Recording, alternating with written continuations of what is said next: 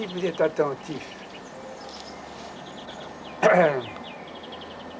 et être attentif, c'est être le fata, c'est-à-dire être attentif, c'est être un chevalier spirituel, c'est-à-dire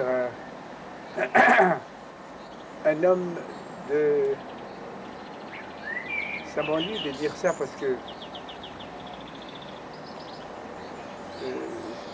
ça tombe dans les idées que vous avez déjà, notamment Françoise, ou la plupart d'entre vous, que le but de la vie, c'est rendre service aux autres. Le service. Le chevalier spirituel, dans l'ancien temps, celui de Montserrat, celui des Iraniens, des Mazdéens, c'était des gens qui étaient dévoués, voués au service des autres. C'est-à-dire qu'il y avait comme but le rapport des hommes les uns avec les autres et l'aide. Et ils étaient préoccupés, ils étaient à l'écoute de la demande d'aide. Quand quelqu'un gémit, on se précipite, on essaie de l'aider.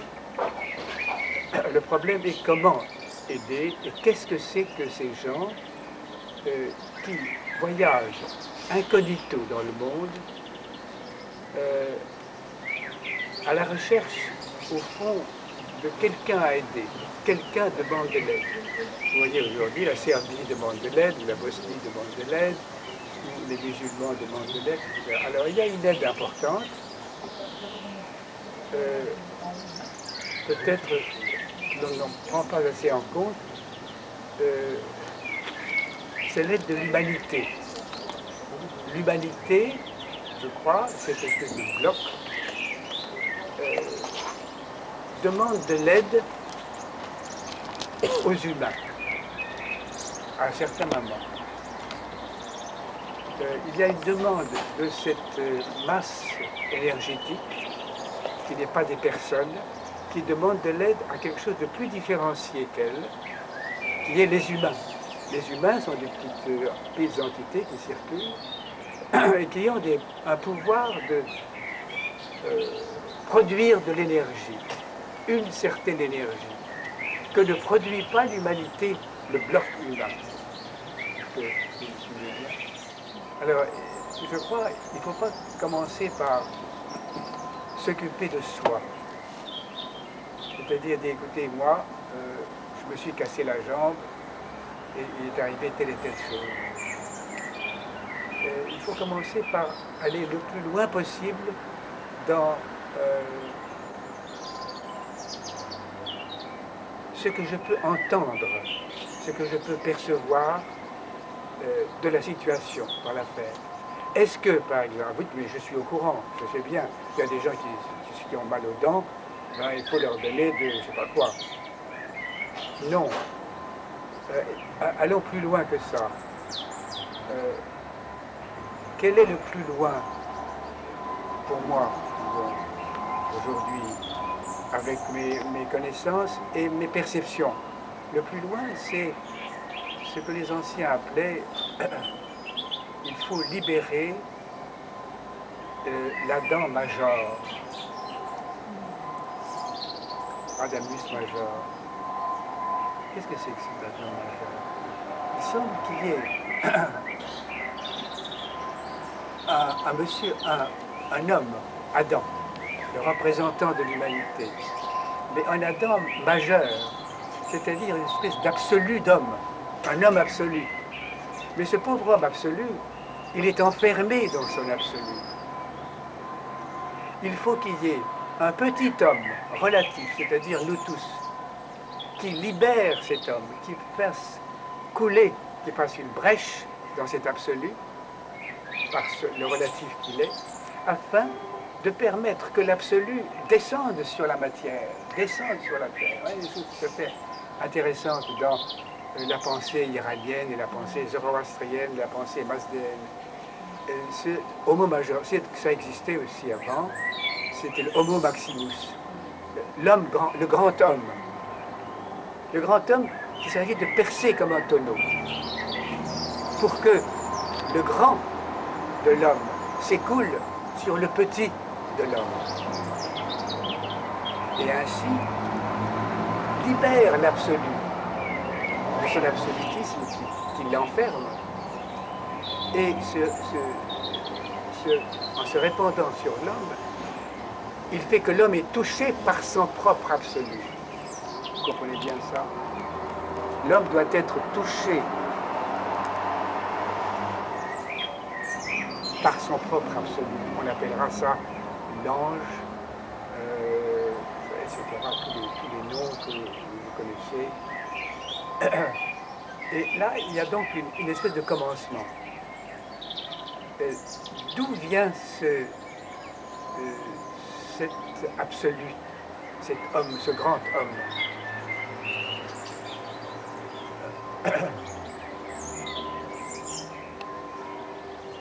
Qu'est-ce que vous pensez? Eh bien, c'est toujours ennuyeux de dire, écoutez, il y a ça. Il y a un absolu. Il y a un relatif. Essayez de ressentir en vous, alors si vous avez un travail, ressentir en vous le contact qui est à la portée de tout le monde, le contact de cet homme majeur avec l'homme mineur. C'est-à-dire sentir le point de jonction entre un plus haut que soi, plus profond que soi en soi.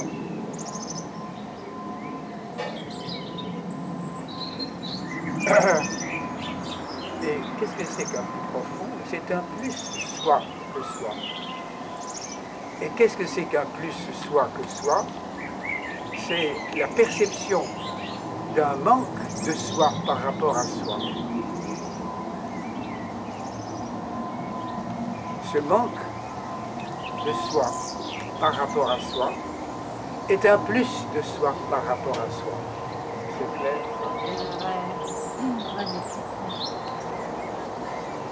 Quand vous vous sentez en rapport avec quelque chose qui est comme au-delà de vous, et que vous puisez dans au-delà de vous pour être vous-même, alors vous êtes en rapport avec quelque chose qui est plus que vous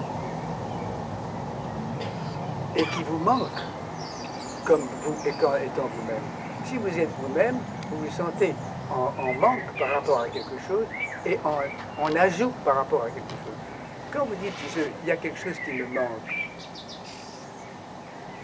c'est un plus de concevoir ça, de percevoir ça. Percevoir que je suis, que je manque à moi-même, c'est un plus. Je vous ai déjà expliqué ça par rapport à de la peinture. Quand vous voyez une peinture, vous voyez que cette peinture, elle me propose quelque chose qui est plus que ce que je vois.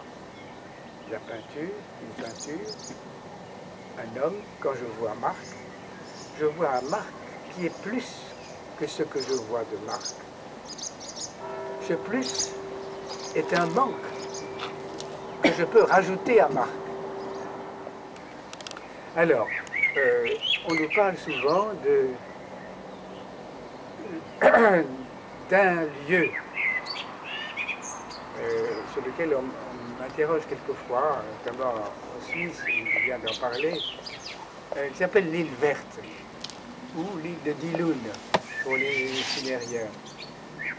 L'île verte pour tout l'ensemble zoroastrien, iranien. Il y aurait une île, vous voyez bien, par cette pénétration dans ce secret, qu'on veut dire par là qu'il y a quelque chose qui n'est pas rattaché à un continent, c'est quelque chose qui est entouré de mystère. D'où vient cette île? Et pourquoi parle-t-on d'une île?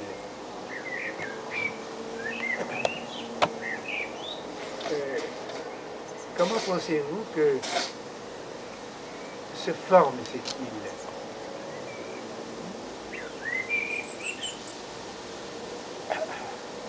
Elle se forme comme île, comme lieu, par cette île, on dira, elle n'est pas localisable. Elle se forme de la même façon que se forme en vous-même quelque chose qui n'est pas localisable, qui n'est pas situable. On appellera ça quelquefois l'âme, n'importe quel nom, peu importe. Quelque chose qui n'est pas localisable et qui est entouré de mystère, qui est entouré d'eau, cette île verte, le mont Cave dans l'islam, c'est quelque chose qui est tout à fait précis, tout à fait situable, mais pourtant non localisable, dans le cœur humain. Alors, il y a une production du non localisable.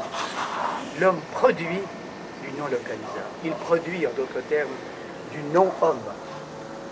L'homme est le producteur du non-homme, de ce qui efface l'homme, de ce qui est non situable dans l'homme. Cette situation est créatrice notamment de l'île verte, c'est-à-dire la source, c'est-à-dire Dieu lui-même dans ce que l'on peut penser. Donc l'homme, on revient à l'idée très banale de l'homme crée ce qui le crée. L'homme crée un Dieu, c'est-à-dire une force, une île inapprochable, dont il va sortir et qu'il va retrouver à la fin. Et ce sont les idées, au fond, de Michel Cassé et de la physique aujourd'hui, c'est-à-dire nous partons du vide qui est rempli de possibilités et nous reviendrons probablement au vide. Et on préconise, on propose aux personnes vivantes, c'est-à-dire à nous ici, qui cherchons quelque chose, de laisser circuler ce vide, de laisser circuler cette recherche à l'intérieur de la personne humaine, de laisser circuler le vide, de laisser le vide, ce vide qu'on appellera abad et azal dans l'islam, c'est-à-dire un pré-éternel et un post-éternel, de laisser ce vide circuler et travailler, le laisser être œuvré dans la personne. Donc vous voyez déjà que nous nous engageons un peu plus profondément dans notre histoire. Notre histoire qui est balisée par le fait, par les idées, les pensées de Platon et d'avant Platon et d'après Platon. Il y avait comme un pressentiment de Platon et puis après il y a eu un après Platon. Il y a, avec Proclus, penché vers l'introduction de la mystique dans la pensée. C'est important. Et attention, on ne parle jamais de valeurs spirituelles. Les valeurs spirituelles ne sont pas sur le même niveau que les valeurs au sens scientifique. C'est une... disons un mot de ça. Le spirituel, dont on parle souvent, c'est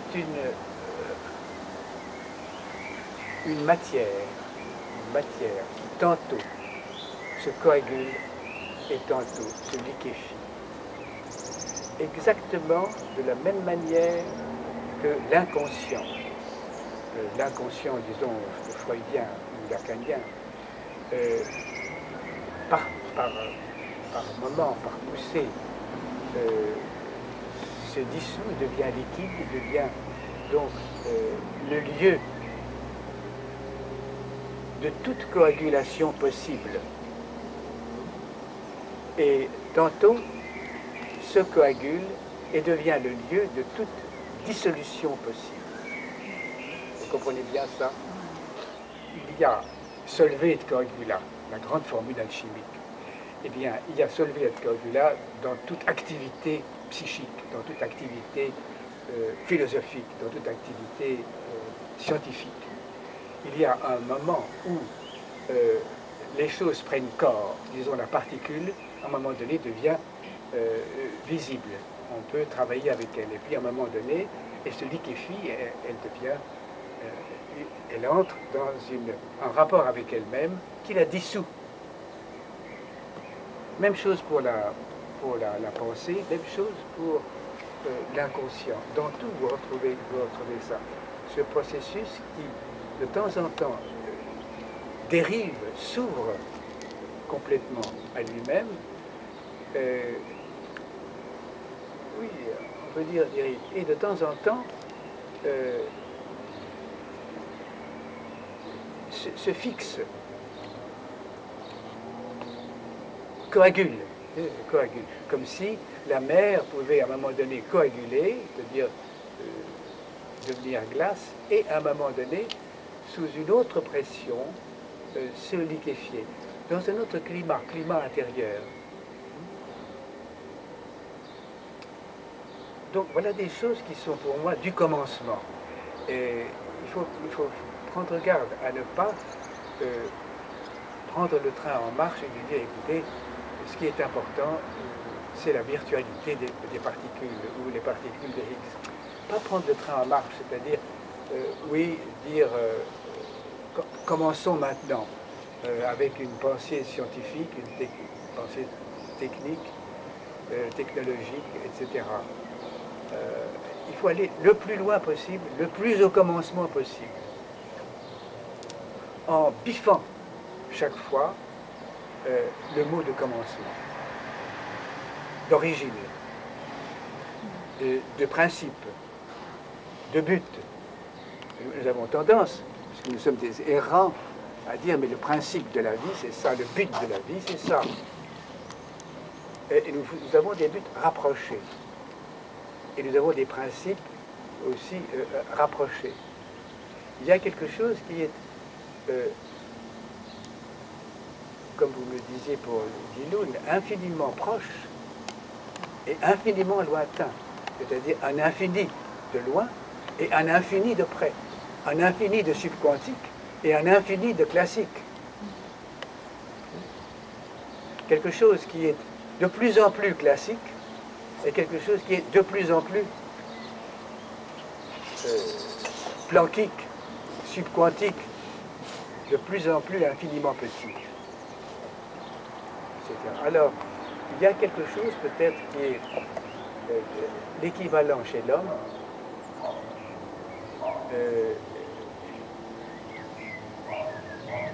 une meilleure connaissance de l'apparent et une meilleure connaissance du subtil et du caché. Nous n'avons pas de bonne connaissance, sauf par quelques mystiques qui ont laissé des traces, pas de très bonne connaissance du subtil et du caché, et nous n'avons pas de très bonne connaissance, nous commençons à en avoir de plus en plus, de ce qui est extérieur, de l'utile de l'extérieur. À l'extérieur, disons Internet, les grands ordinateurs, les grands systèmes de communication. Nous n'avons pas encore dominé, nous n'avons pas encore été au bout de ces systèmes de communication, de ces réseaux économiques, politiques, etc. Et nous n'avons pas suffisamment de connaissances parce que nous disons, ah, ça c'est l'affaire des scientifiques, c'est l'affaire des économistes, et ça c'est l'affaire des mystiques, ça c'est l'affaire des gens qui travaillent sur le subtil et sur l'être, comme si c'était des personnages absolument étrangers les uns aux autres. Je crois que nous n'avons pas assez approfondi ça. Pourquoi nous n'avons pas assez approfondi? Parce qu'à mesure qu'on approfondit la vie intérieure, elle s'ouvre de plus en plus vers un extérieur interne. Un extérieur interne. Et si on suit la pensée aujourd'hui symbiotique, disons, de Joël de René, on s'aperçoit que pour le classique, on n'utilise pas encore suffisamment l'effet de symbiose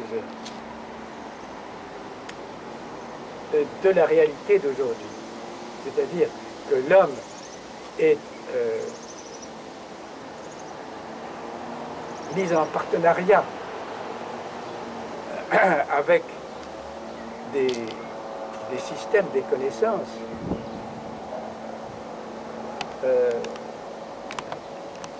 qui tantôt assiste l'homme, disons un ordinateur, la cybernétique en général, et tantôt parasite l'homme. Le parasitage, c'est-à-dire une force qui se nourrit d'une force sans échange, crée un déséquilibre dans le système homme.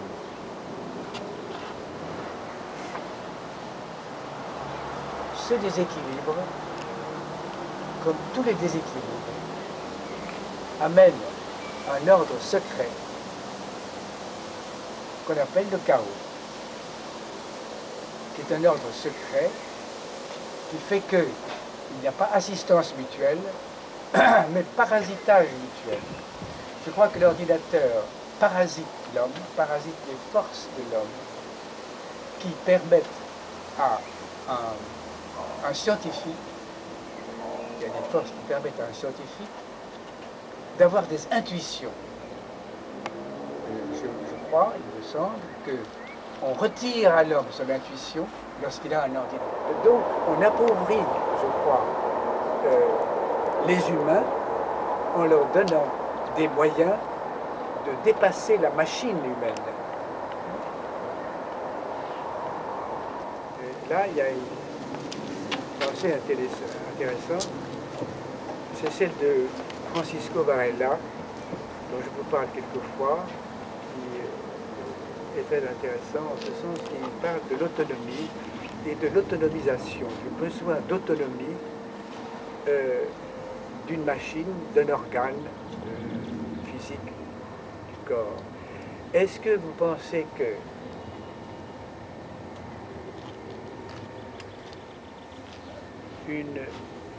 un appareil, une machine ou une construction physique humaine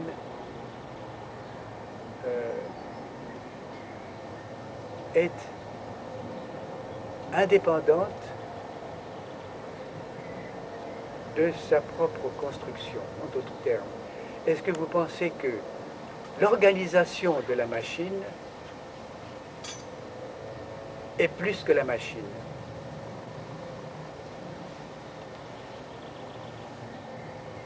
Est-ce que le rapport de vous-même avec vous-même, qui est l'organisation de la machine, Evelyne, vous comprenez bien ça? Le rapport de Evelyne avec Evelyne, de Evelyne avec son faux visage. Est-ce que ce rapport est plus intéressant que le visage d'Evelyne, l'aspect d'Evelyne? Est-ce que l'organisation d'un système est plus riche que le système lui-même? Est-ce que le système n'est que le rapport des choses les unes avec les autres?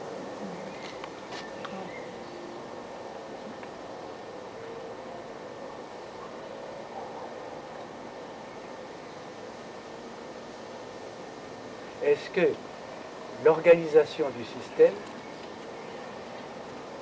est plus riche que la machine?